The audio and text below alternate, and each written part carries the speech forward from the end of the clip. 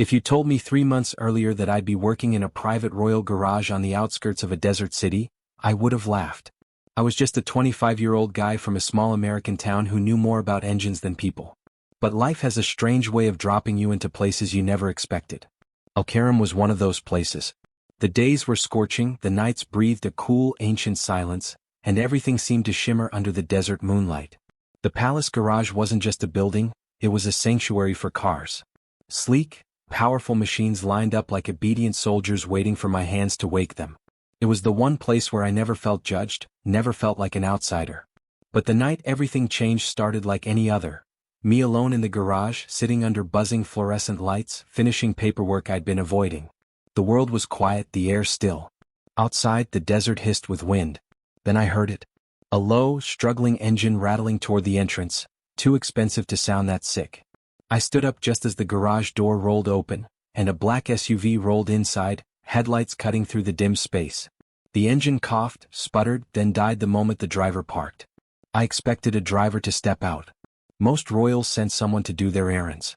But the door opened and the man who emerged wasn't a driver. It was him. Sheikh Rafi al-Masri. I'd seen him only from a distance, always surrounded by guards, always moving with a regal calm, like a man who'd been raised to carry an entire world on his shoulders.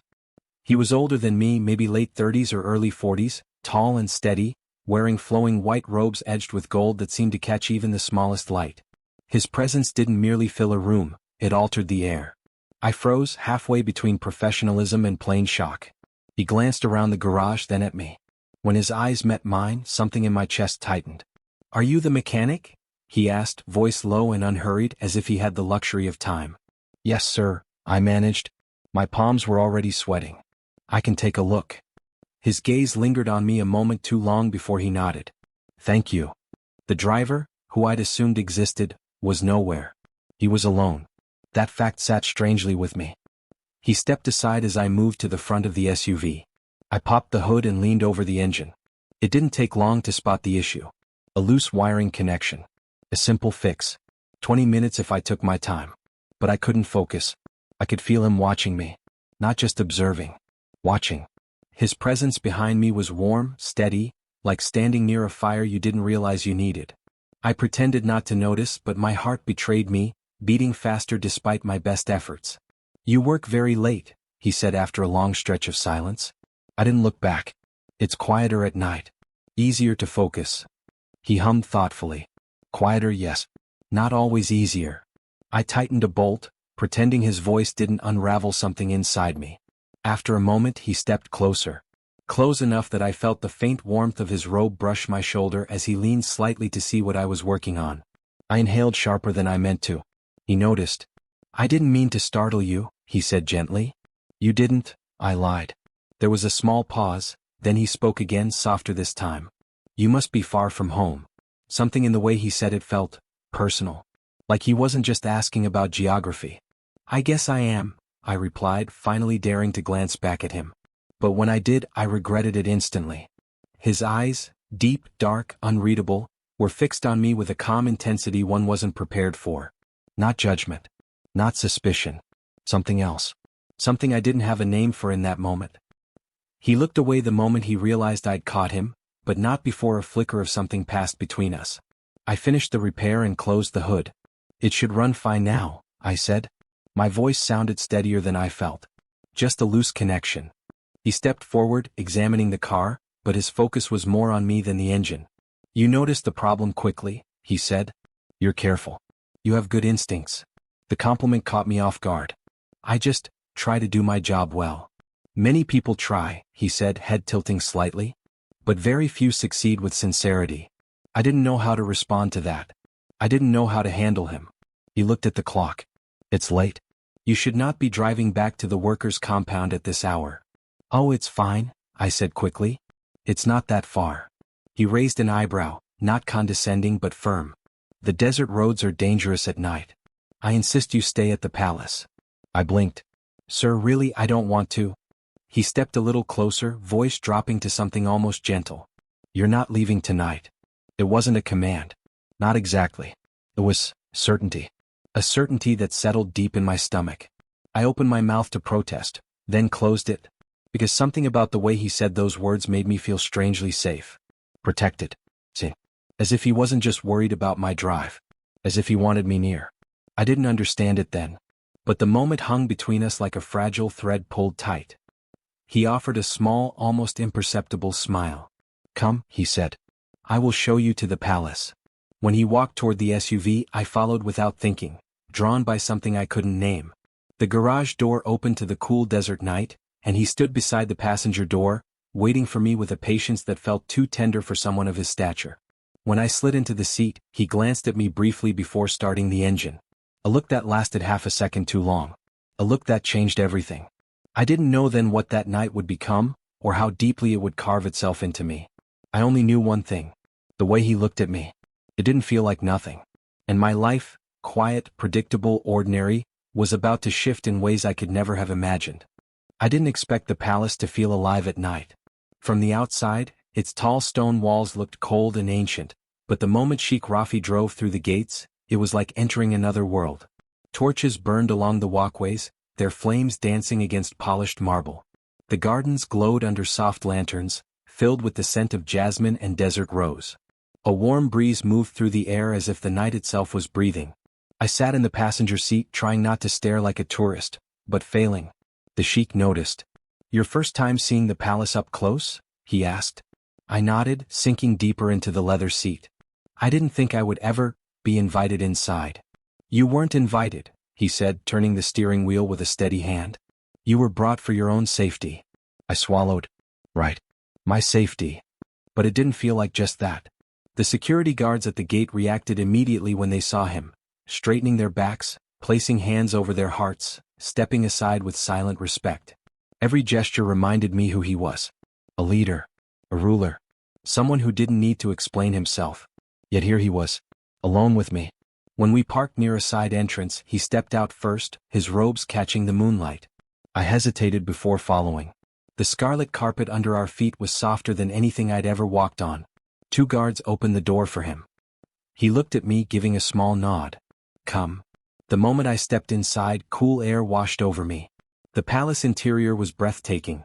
Arched ceilings painted in deep blues and gold, pillars carved with verses, hallways stretching endlessly like something out of a dream. I tried to keep my eyes forward, but he caught me looking around anyway. It is overwhelming at first, he said. But it becomes familiar. Is that how it feels to you? I asked before thinking. He paused, looking down the hallway. Some days, he murmured. Other days, it feels too large. The way he said it surprised me. As if his power came with emptiness no one else could understand.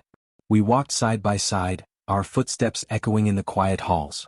Every few seconds I caught myself glancing at him, how he moved, how his presence filled the space. But there was also something unreadable in him tonight, a heaviness in his shoulders, a quiet in his eyes. He stopped at a door, placing his hand briefly on the handle before turning to me.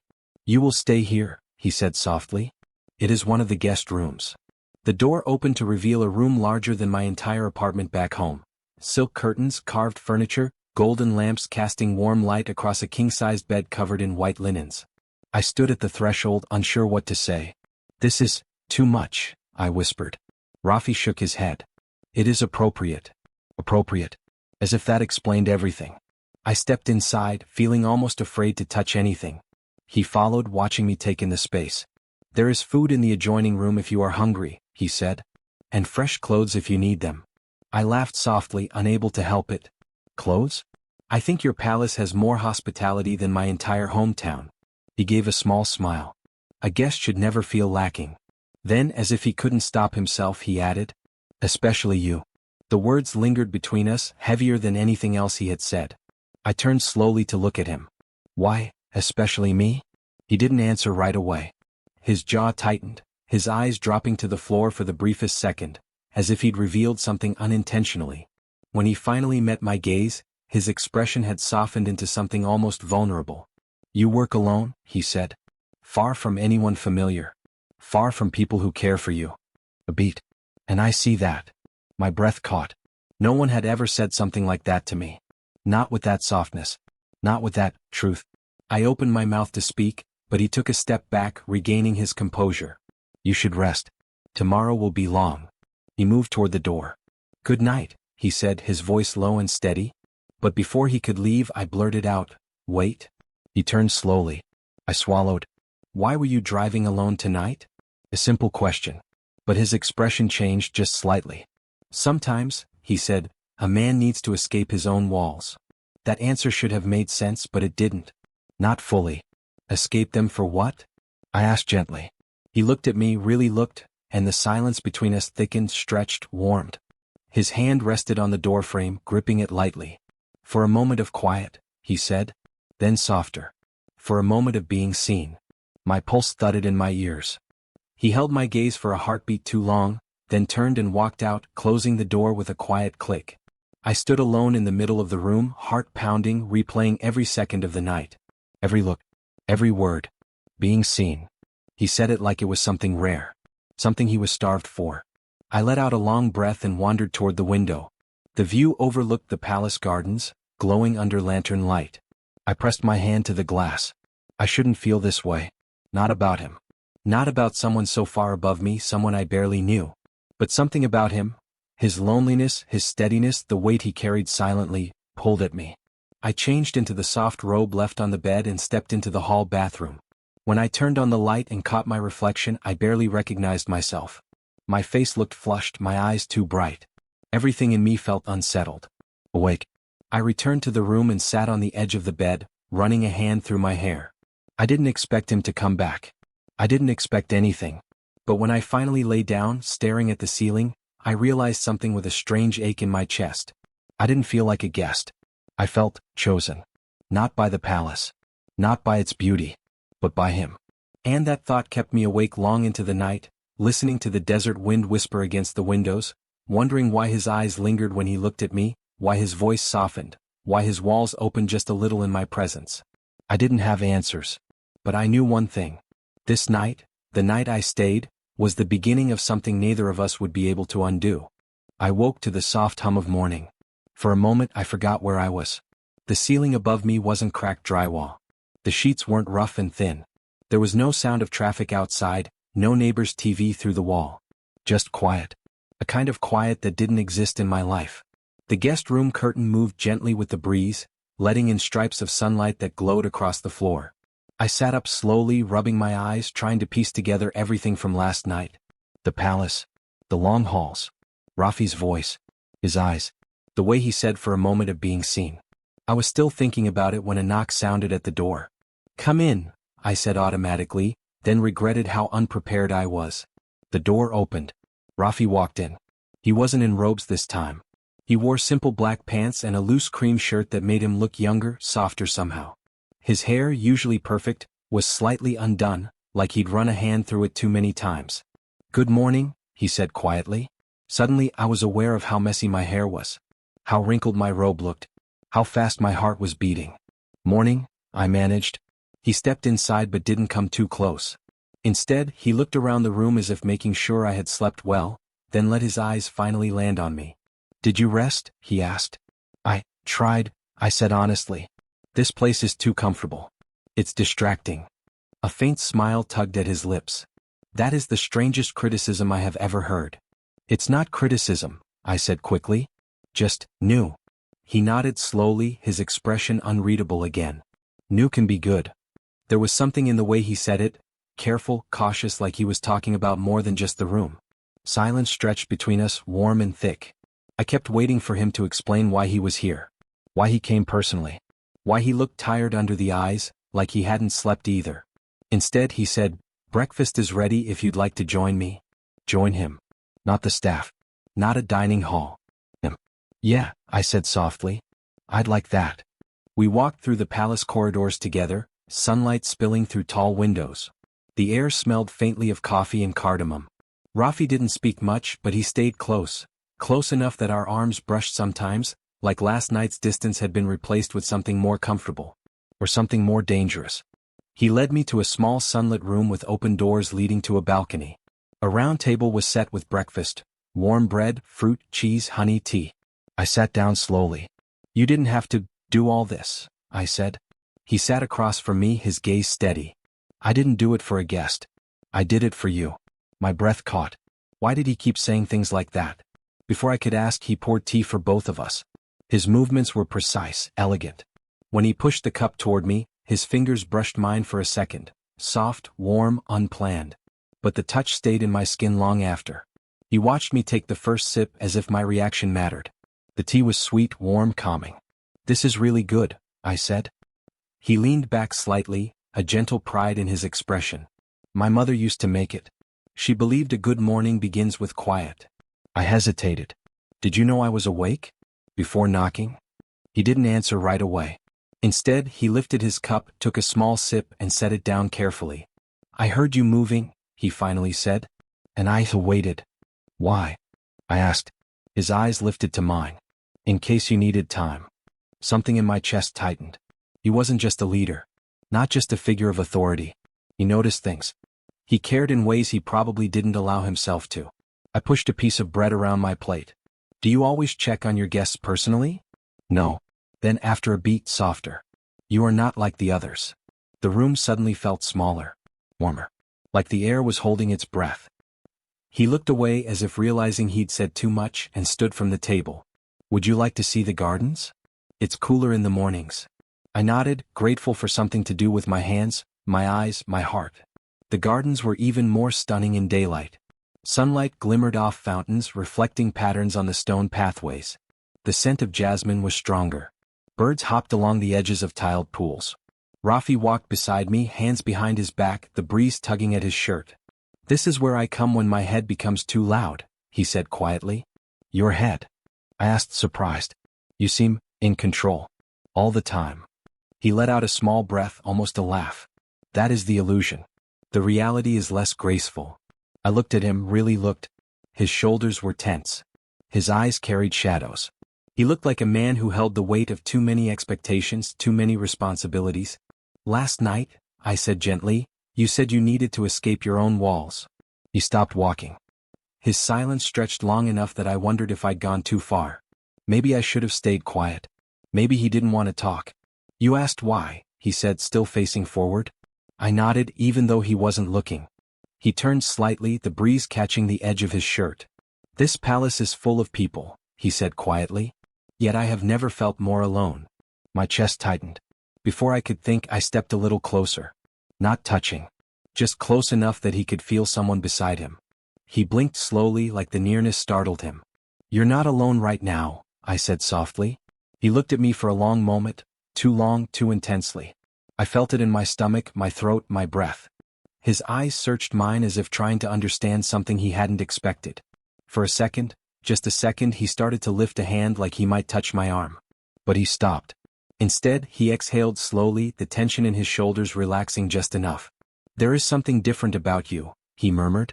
"What kind of different?" His voice dropped to a near whisper. The kind I did not know I was missing. The wind moved between us, carrying the scent of jasmine. I didn't answer. I couldn't. My throat felt too tight. We stood there in silence, not awkward, not forced, but thick with something unnamed. Something new.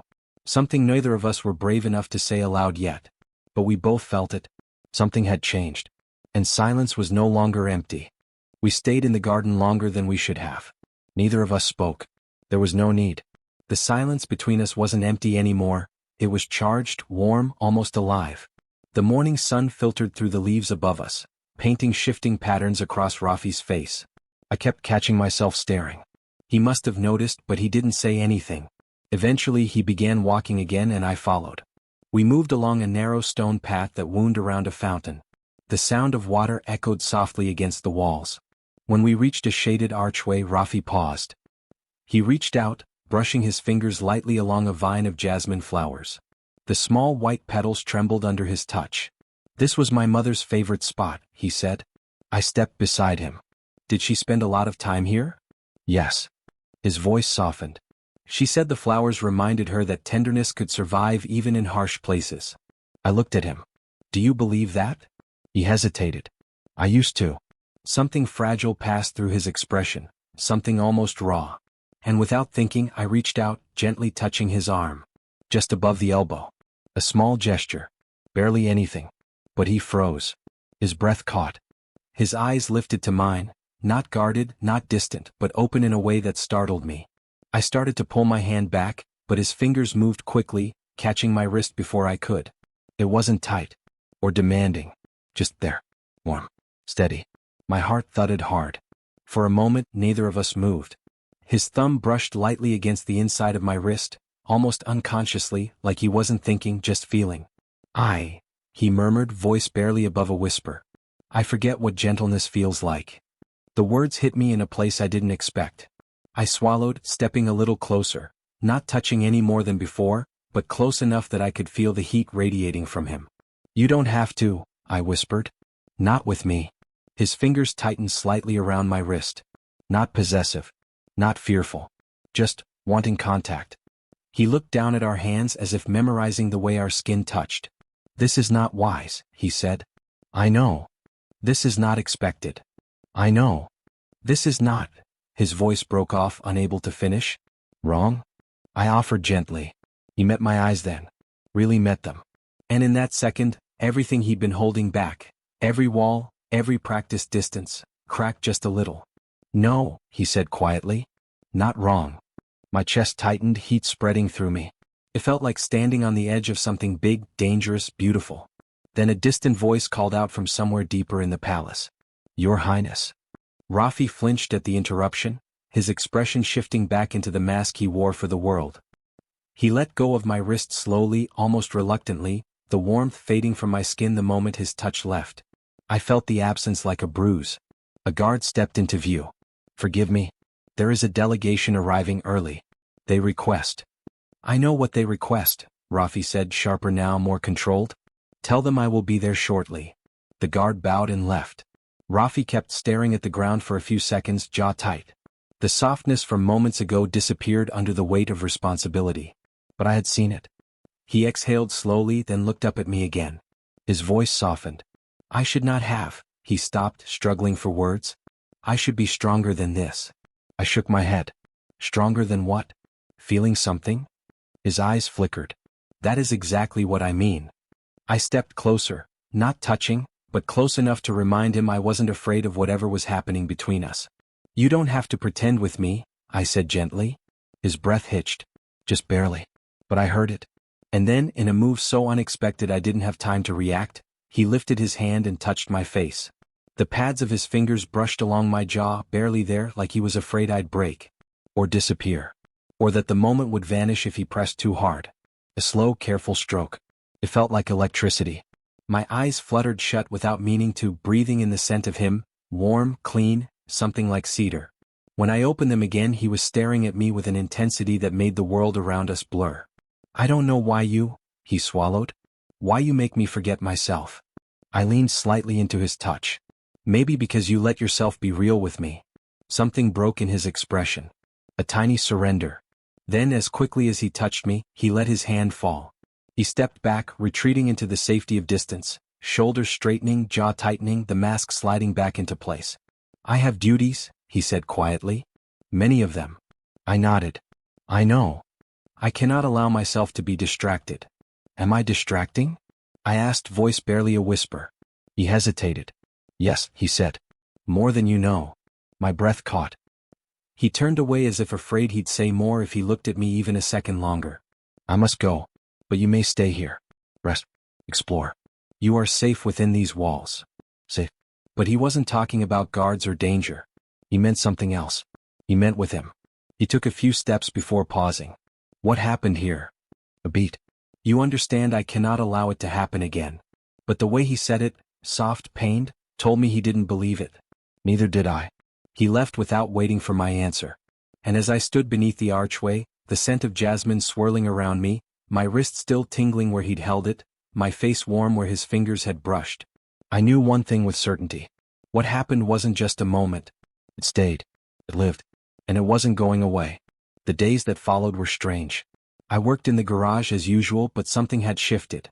Every time Rafi appeared, whether to check on a vehicle, glance into the workshop, or simply pass through the corridors, I felt the pull again. A quiet tug I could neither name nor resist. And he seemed aware of it too. Not in words, not directly, but in the way he lingered a fraction longer when our eyes met. In the way his posture softened when I approached. In the moments when the world faded, leaving only us in the same space. It was quiet, restrained, delicate, a dangerous dance neither of us wanted to name. It happened one evening when I was finishing up a luxury sedan that had been giving him trouble. The garage was empty, except for the soft hum of the fluorescent lights and the occasional hiss of an air hose. I was wiping down a part when I felt a presence behind me. "Almost done?" he asked, voice low. I swallowed and straightened. "Yeah, just finishing up." He leaned against the doorframe, arms crossed loosely. The moonlight streaming through the window caught the gold threads of his robe, making him glow like a figure out of a painting. "You've become efficient," he said softly. "And careful." I felt heat rise to my cheeks. "I try." He smiled faintly, but it didn't reach his eyes entirely. There was something heavier in them tonight. Something like vulnerability trying to break through his carefully built walls. Then he stepped closer, just a step, barely noticeable, and the air between us shifted. My pulse hammered. His hand brushed my shoulder as he reached past me to inspect the engine, too close to be casual, too fleeting to be accidental. I froze. And he noticed. The corners of his mouth twitched, almost a smile. "You notice, don't you?" I couldn't speak. I didn't want to. Instead, I watched as he straightened, glancing at the floor for a heartbeat, then back up at me. That intensity, the quiet, steady gaze, made my chest ache. "I don't know why I feel like this," I whispered finally. He stepped closer again, closer than anyone should ever be without an invitation. "You mean, what is happening between us?" I nodded, unable to speak. His hand hovered, almost brushing mine as he reached to adjust something on the car. Instead of touching the metal, his fingers lingered near my hand. Close enough that the warmth between us was undeniable. "It doesn't feel like nothing," he admitted. His voice was low, almost broken. I felt the words sink into me. My chest tightened. "Neither does it for me," I said, barely above a whisper. He looked at me as if realizing the truth of it for the first time. His lips parted slightly, a breath escaping. Then, in a move so tentative it barely registered, he leaned forward. Our foreheads touched first, softly, intentionally, as if testing the waters. His eyes closed and I felt the weight of him there, the heat, the quiet surrender. Not a kiss. Not a confession yet. Just connection. I let him stay there. Minutes, or maybe seconds, passed. Time felt suspended. The world outside the garage ceased to exist. The hum of lights, the faint hiss of the tools, the cool metal under my fingers, all of it faded. It was just us. Then he pulled back slightly, just enough to open his eyes and look at me. There was a vulnerability in them that made me want to reach for him again, to tell him it was okay. That whatever he felt, I felt it too. "I didn't expect any of this," he said, voice trembling just enough that I could hear it. "I didn't plan to feel." I swallowed. "I didn't either." He ran a hand over his face, exhaling slowly. "And yet, here we are." "Yes," I whispered. "Here we are." For a moment, neither of us spoke. The space between us was charged, alive, and everything in me wanted to close it. My hand itched to brush against his, to hold him, to stay in the warmth of this new, fragile bond. He finally moved closer again, just a fraction. His hand brushed mine this time, not on accident, not hesitating. Our fingers intertwined gently, almost shyly. He exhaled against my skin. "It's dangerous," he said, voice low. "For us?" I asked. He shook his head. "For me?" I didn't answer. I only held his gaze. I didn't need to. My hand tightened just slightly in his. "It's just easier to pretend nothing is happening," he admitted, almost in a whisper. "And yet I can't." I felt my throat constrict. "Neither can I." He leaned forward, pressing his forehead against mine again, this time longer. I closed my eyes, savoring the softness of the moment, the warmth, the closeness, the unspoken understanding. "You're different," he murmured. "And I don't know how to deal with that." "You don't have to deal with anything," I said softly. "Just feel it. With me." He exhaled, a quiet sound that was almost a laugh, almost a sigh. "I didn't know I could feel like this again," he admitted. "Or maybe I didn't let myself." "I'm here," I said. "I'm not going anywhere." He tilted his head, brushing his lips against my temple in the gentlest of gestures. "Not a kiss. Not that yet. But intimate, tender, enough to make me shiver." "I don't know what comes next," he whispered. "Neither do I said. "But we can just be here for now." He nodded slowly. His hand pressed against mine one last time, holding on just a fraction longer than necessary. Then finally he stepped back, straightened, and adjusted his robes. The weight of his composure returned, but something had shifted irreversibly. He looked at me with a quiet intensity. We must be careful. I nodded. We will. And yet, as he left the garage, walking back into the shadows of the palace, I knew we had crossed a line that neither of us could ignore. The touch, the closeness, the honesty, it stayed. And in that quiet aftermath, I realized something terrifying and wonderful. I didn't want it to stop. No matter the risk. No matter the walls between us. No matter the world outside this small, suspended moment. I wanted him. And I think, deep down, he wanted me too. The next morning, I woke to the gentle warmth of sunlight spilling across the palace guest room. It was quieter than I expected, as if the walls themselves were holding their breath. For a moment, I lay there, staring at the ceiling, replaying the events of the last 2 days. The glance in the garage, the gentle touch in the garden, the brush of his forehead against mine. My chest still felt full, restless, like it had a rhythm entirely of its own. I didn't realize how long I'd been sitting there until a soft knock came at the door. "Come in," I called, trying to steady my voice. The door opened and there he was. Sheikh Rafi, dressed in dark, simple clothing that somehow made him look less like a ruler and more like a man I could reach, a man who felt achingly real. His eyes met mine, and for a second, the usual composed exterior wavered. "Good morning," he said softly. I nodded. "Morning." He stepped inside slowly, letting the door stay ajar behind him. He didn't sit. He didn't even move toward the bed. Instead, he stood just far enough away to respect boundaries, yet close enough that I could feel the quiet intensity radiating from him. "You slept well?" he asked. I hesitated. "I think so, mostly." He nodded, eyes flicking briefly to the window, where the morning sun dappled the floor. I did not sleep well. The admission surprised me. He always seemed so composed, so untouchable. Hearing that he had not slept, that he was vulnerable in some way, made my chest tighten. "Do you want breakfast?" I asked, trying to sound casual, though my heart was already racing. He paused, then nodded. "Yes, please." "Sit with me?" I blinked, caught off guard. Sit with him? Not in some grand hall, not with guards hovering around, but with him, alone? My throat tightened. "Yes," I said softly. We walked together through the palace corridors, sunlight spilling across the marble floors. For the first time, the halls didn't feel intimidating. They felt intimate, almost protective, like the palace itself was holding space for what was about to happen. We arrived at a small breakfast room with open doors leading to a balcony. A gentle breeze carried the scent of desert roses and jasmine inside. The table was modest but elegant, with fresh fruit, bread, honey, and tea already laid out. I sat across from him, feeling my hands shake slightly as I reached for my cup. "You didn't have to do this," I said. He gave me a faint smile, but it didn't quite reach his eyes. "I did not prepare it for a guest. I prepared it for you." My breath caught. "For me?" "Yes," he said, voice low and deliberate. "Because I want you to be comfortable. Because I want you here." I felt warmth spread across my chest. Words failed me. He poured tea for both of us, careful and deliberate. Our fingers brushed briefly, and the small contact sent a shiver up my arm. He didn't pull away. He didn't need to. That gentle, deliberate attention spoke volumes in the silence between us. "You've changed the way I see things," he said suddenly, eyes meeting mine. "I thought I understood myself, but being near you, it's as though the world has shifted." I swallowed hard, unsure how to respond. I feel it too." His gaze softened. There was a vulnerability there that made me ache. "I do not know what to do with this," he admitted. "I do not know if I am allowed to feel this. To want this." "You are," I whispered. His eyes lingered on mine. For a moment, time seemed to freeze. The palace, the desert outside, the world beyond, all of it vanished. It was only us, sitting together, breathing in unison, hands inches apart. He leaned slightly forward, just enough that our knees brushed beneath the table. "Being near you is dangerous," he murmured, voice barely audible. "Yet I cannot stay away." I felt a rush of warmth, my heart hammering. "I don't want you to." His lips parted slightly. He blinked, then pressed his forehead lightly against mine. A soft, careful touch.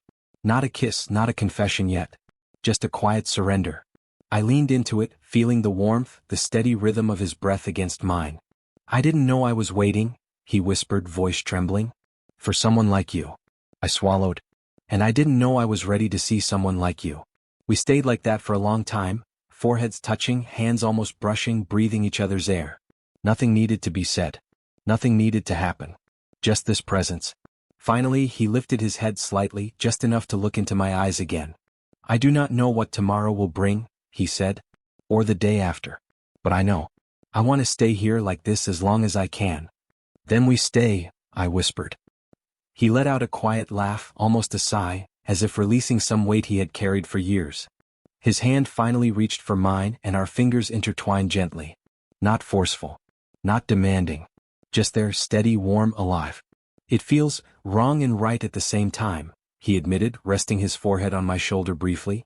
"I am not used to being allowed to feel something for myself." "You are allowed," I said softly. "And you deserve it." He lifted his head, eyes shining. "And I choose to be here with you. Even if the world demands otherwise." We didn't speak after that. Words would have been inadequate. We simply sat together, hands entwined, bodies close but not pressing, letting the silence stretch, letting the presence of each other settle in a way that felt sacred. Later, when he finally stood, he pressed his hand lightly to mine one last time before letting go. The contact lingered in my skin, in my chest, in my thoughts. "I will see you again soon," he said. And in his eyes I saw promise, not of words but of time, of attention, of something deeper, something unspoken yet undeniable. I watched him leave the balcony, my fingers still tingling where his had been.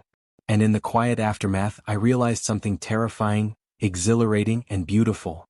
I didn't know I was waiting. For someone to see me. For someone to stay. For someone to let me in. And somehow, that someone was him. The first light of morning spilled across the palace gardens, painting everything in soft gold and rose.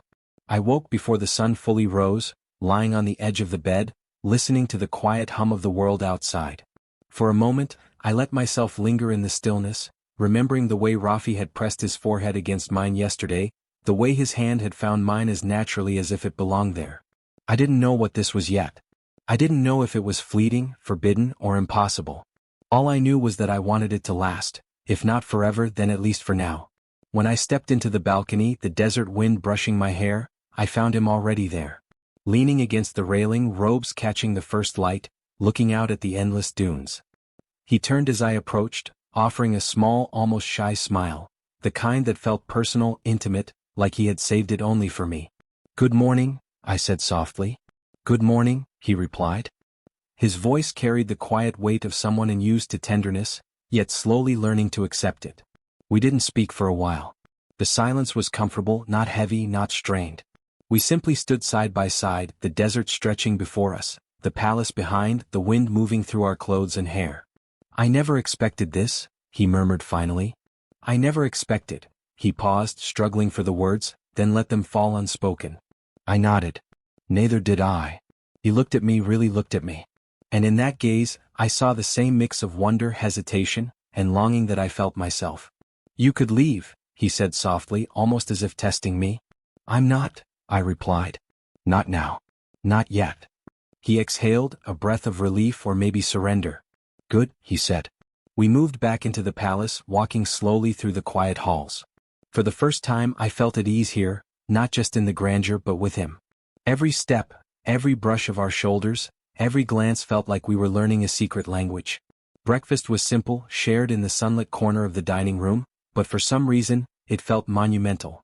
The way he handed me a piece of fruit, the way our fingers brushed as he poured tea, the way his eyes lingered on me when he thought I wasn't watching, it all carried a weight far greater than words could describe. "Do you ever wonder what comes next?" I asked softly, unsure if I wanted the answer. He paused, considering, then looked directly at me. "I do. And yet," he shrugged, a faint smile touching his lips. "Sometimes I think we need to stop thinking about what comes next. Sometimes we just need to be here." I reached out instinctively, brushing a loose strand of hair from his face. "Then let's be here." His hand found mine again, fingers intertwining naturally without hesitation. He held it lightly, as though he were afraid to squeeze too hard and yet unable to let go. We didn't need to speak to understand each other. Every look, every touch, every shared breath carried what words could not. The bond between us wasn't sudden or explosive, it was quiet, tender, restrained. But it was real. Later we wandered into the gardens again. The fountains shimmered under the rising sun, birds fluttered along the paths, and the scent of jasmine filled the air. I watched him carefully, memorizing the lines of his face, the way his robes moved with the breeze, the way he carried himself with a calm authority yet soft vulnerability. "I didn't ask for this," I whispered, "but I wouldn't undo it for anything." He turned to me, a faint blush coloring his cheeks. "Nor would I," he admitted. "Even if the world outside these walls disapproves, even if the expectations of my life demand otherwise, I wouldn't undo this."